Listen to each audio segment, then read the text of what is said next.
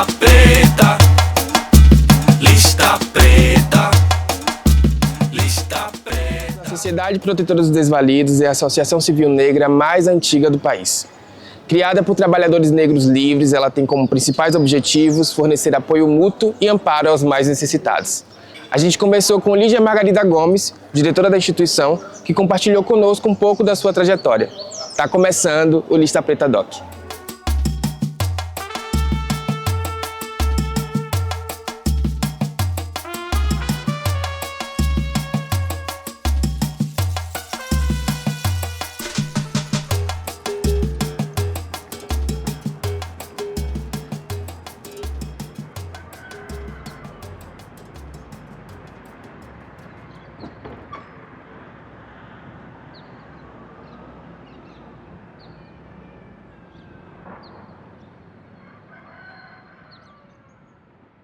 Eu sou Lígia Margarida Gomes, nascida e criada no subúrbio de Periperi. Frequentei aí diversas escolas, e faculdade. Estudei no hoje Colégio Mandela, segui ali para o João Florencio Gomes, em seguida para a Universidade Federal da Bahia, onde eu fiz o primeiro curso, foi Ciências Físicas e Biológica. Depois também frequentei o curso de Psicologia e o mestrado em Desenvolvimento Humano e Gestão Social na Universidade Federal da Bahia. Sou filha de uma mulher origem quilombola, um homem também, marisqueiros e quilombola. Essa família tem 5 irmãos, 2 filhas, uma menina, uma neta e um neto, E me dedico há algum tempo à questão de garantia dos direitos humanos, usando, todo esse cabedal, toda essa herança que é o movimento negro.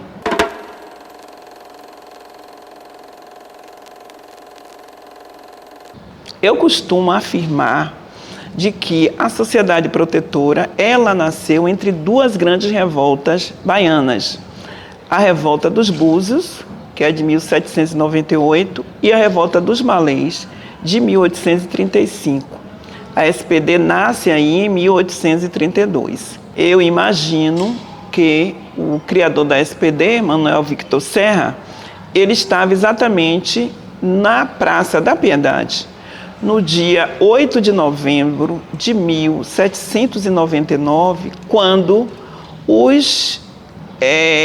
aqueles homens que lutaram, os revoltosos de Búzios, eles foram enforcados e esquartejados nessa data. Então, eu creio que o Manuel Victor Serra ele estava ali observando e, em seguida, hoje já pensando em como fazer valer aquela luta, aquelas mortes não seriam em vão. Então, ele pensa uma instituição que não fez um enfrentamento direto com os nossos algozes da época, mas ele fez um contorno, usando todos os seus elementos que ele conhecia, para criar uma instituição que permanece viva até hoje.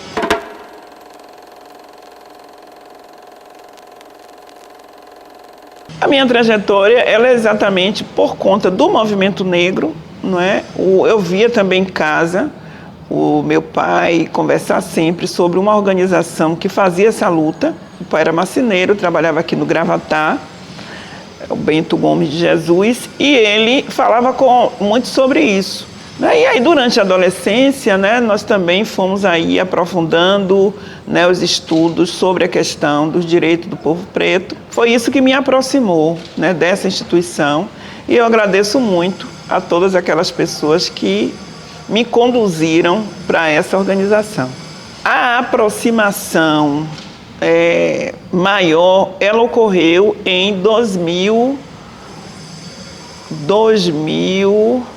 aproximadamente 2001, 2002, foi quando eu mais me aproximei aqui da SPD. Porque em 2004 eu já vou fazer parte do quadro social daqui. Há uma instituição que só tinha homens na época na diretoria. E eles estavam saindo também de um processo que exigia um pouco mais de cuidado né, com a casa que foi aqui fechada para uma reforma. Essa reforma demorou muito. E os cuidados dele em admitir associados, né? Então, já senhores, não é? E com alguma dificuldade, talvez, de entender, não é, a questão do momento, né, da efervescência do movimento negro e tudo mais. Então, eles realmente, eu aguardei um bom tempo para me tornar associada. Fui alertada de que já poderia vir, não é, para pagar a joia e pagar as mensalidades da instituição, porque a partir daquela época eu estava me tornando associada, né, daqui da nossa casa.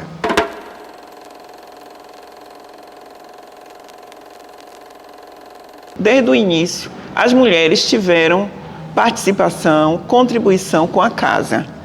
Logicamente que era uma contribuição diferenciada quando ela foi formada, porque a discussão nesse salão, né, a assembleia, era apenas de homens, mas o dia a dia, o fazer da instituição contava com a participação das mulheres.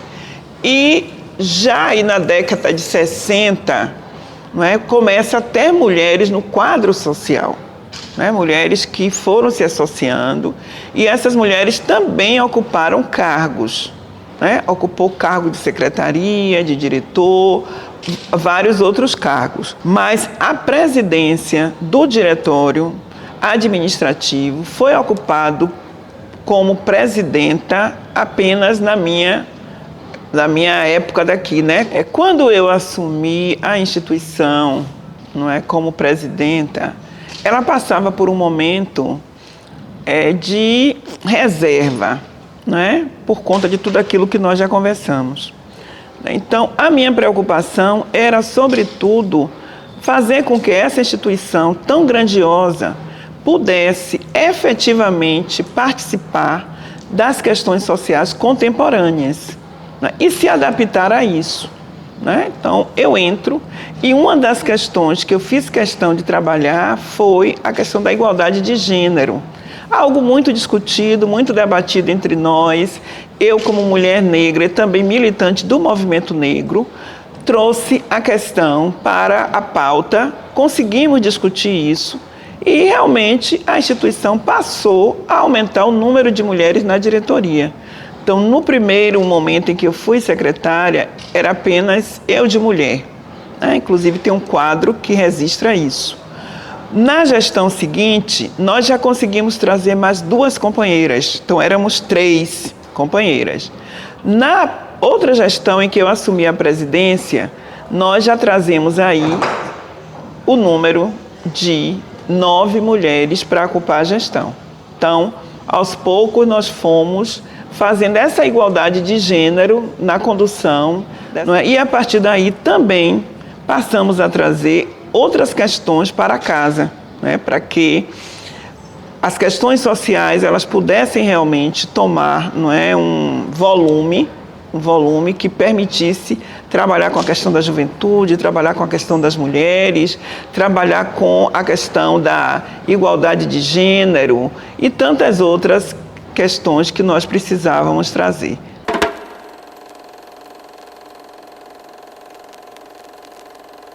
O tempo que nós passamos aqui foi esse tempo de construir novos caminhos, né, novas trajetórias, né? Logicamente, sempre contando com a ajuda daqueles mais velhos, dos que já estavam, que também é uma coisa que a gente faz questão de ouvir, não é? Afinal de contas, os que estavam aqui antes de nós, eles também contribuem muito, né? E continuam fazendo o seu papel. Então, nós trilhamos esse caminho de modernizar, mas sem esquecer de que nossos passos vêm de longe.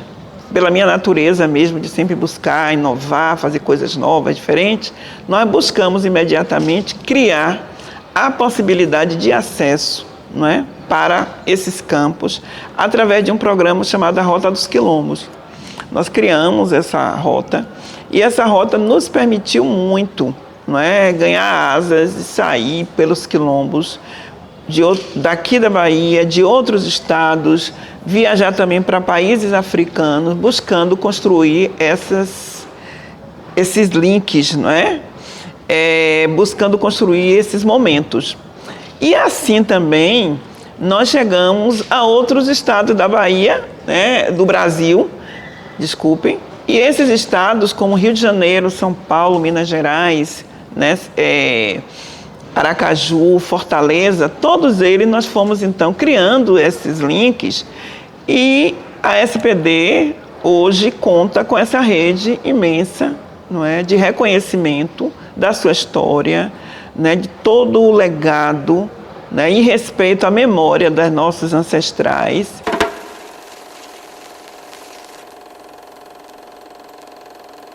Então, mobilizar recurso é uma tarefa, um desafio, né? E aí nós consideramos também o recurso como diversos tipos de recurso, não só o financeiro, mas o recurso humano, né? O recurso de tantas outras coisas que nós conseguimos, não é, mobilizar. Então, a Sociedade Protetora, eu também gosto de mencionar isso, ela foi pensada por Manuel Vitor Serra e os 19 homens negros que fizeram a composição da primeira diretoria como uma instituição para ter sustentabilidade. Na época eles não usavam este nome, mas se pensou em ter sustentabilidade, ou seja, viver com as próprias pernas, sem precisar necessariamente dos recursos da gestão do governo. Mas também eles não rejeitavam isso, né? É importante frisar de que a discussão, as parcerias com o governo da época colonial, também eles conseguiam dialogar, por incrível que pareça, né? Eles dialogavam. Mas isso foi avançando de forma que, em um determinado momento, a instituição passou a viver exclusivamente com os seus recursos, né? Então, quando eu falo que eles pensaram sustentabilidade, porque eles construíram, né? Eles construíram imóveis, não é? Ele também adquiriam imóveis de outras formas de doação, né? Enfim, através dos empréstimos, as penhoras que ocorriam. Então, se tinha a sustentabilidade para poder conseguir sobreviver. Porque se nós fôssemos também depender de recursos governamentais, talvez nós não estivéssemos vivos até hoje. Então, eles pensaram assim, e nós continuamos também pensando. No entanto, os recursos, a mobilização de recursos, hoje, ela é fundamental, né? Porque a instituição, com a sua base econômica, com uma série de problemas que são os imóveis, não consegue avançar. Consegue, assim, o básico, mas avançar para fazer aquilo que está proposto no estatuto, aquilo que ela realmente precisa fazer, nós temos que fazer as parcerias. E aí nós temos parcerias com o Fundo Baobá, nós temos parceria hoje, né, com o Ibirapitanga, nós temos parceria com a Rosa Luxemburgo, nós temos parceria com a SESI, nós temos parceria com várias e várias outras organizações. E nós temos parcerias fora do Brasil, né? Nós temos parcerias também com Angola, com algumas organizações, o que dá a possibilidade de nós continuarmos implementando os projetos, né? Vários projetos.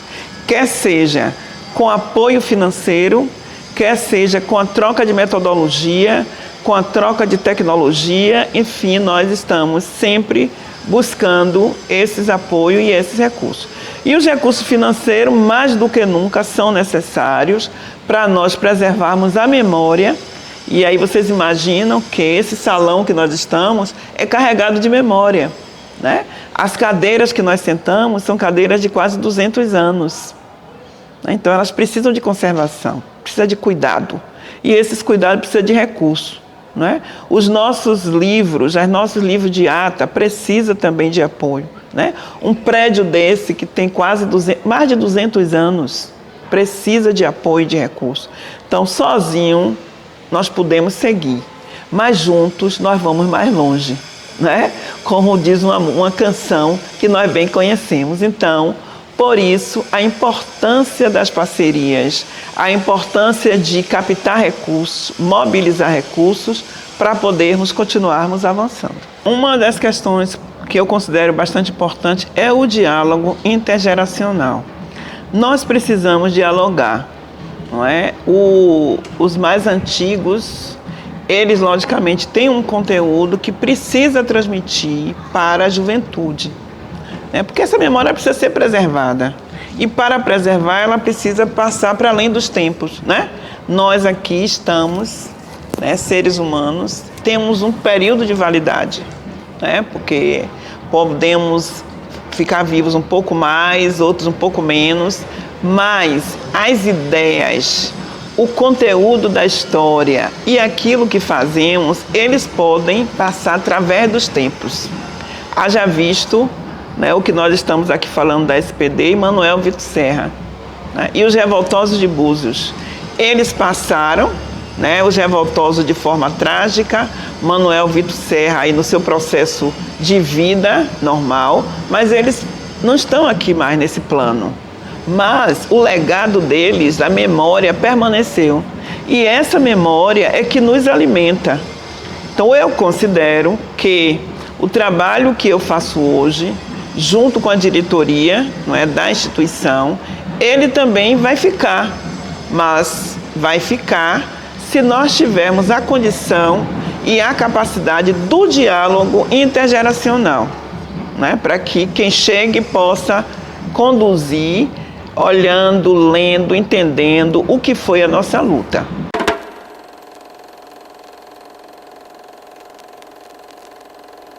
As nossas raízes, ela nos alimenta muito. Então, no subúrbio ferroviário, Periperi, Paripe, que a gente sempre circulou ali em todos os subúrbios, ele me trouxe, sobretudo, a identidade, né? A questão de que eu sou uma mulher da periferia, mulher preta, né? Mas eu tenho uma história. E essa história não me foi contada na universidade. Essa história me foi contada lá, na minha comunidade. Tá? Foi contada, como eu disse anteriormente, pelos meus parentes biológicos, pelos meus parentes negros, pretos como eu. Eles me contaram a história de mulheres e homens que tinham toda uma riqueza, todo um conteúdo, e que essa riqueza nós devemos preservar. E é isso que eu trago para o centro da cidade. É isso que eu levei para a universidade, de que eu chego na universidade branca, mas que a minha história estava preservada. E através dessa história, eu frequento a universidade sem perder nenhuma disciplina, né? Sem fazer todo um processo de deixar para depois, não. Todas as matérias, todos os anos, frequentando, porque eu sabia o que eu queria e eu sei o que eu quero, né? E o que eu quero é fazer com que o legado preto ele seja respeitado e reconhecido, que infelizmente não é até hoje, mas que nós continuamos lutando e bebendo sempre nessa fonte, né? Na fonte do nosso povo, da nossa ancestralidade, daquilo que nós temos como alimento. Como menina, se eu hoje pudesse voltar, eu ia enfrentar melhor o racismo que eu sofri, né? Porque na época realmente não se discutia muito isso. Então eu sofri muito racismo, né? E se eu pudesse hoje voltar com o conhecimento que eu tenho, eu iria ser uma outra Lígia, porque eu faria enfrentamento desde cedo ao racismo. Eu nunca fui muito de aceitar as coisas caladas, né? Mas eu faria isso, não é? E traria para a minha vida de hoje, não é? Todas essas questões dessa história que a gente, por vezes, deixa, né? Que a gente enfraquece, tá? Mas eu creio que a nossa história é muito forte, né? E que nós temos muito para contribuir e muito para trazer e para levar, né? É uma pista de mão dupla. A gente traz e a gente leva e a gente alimenta esse percurso.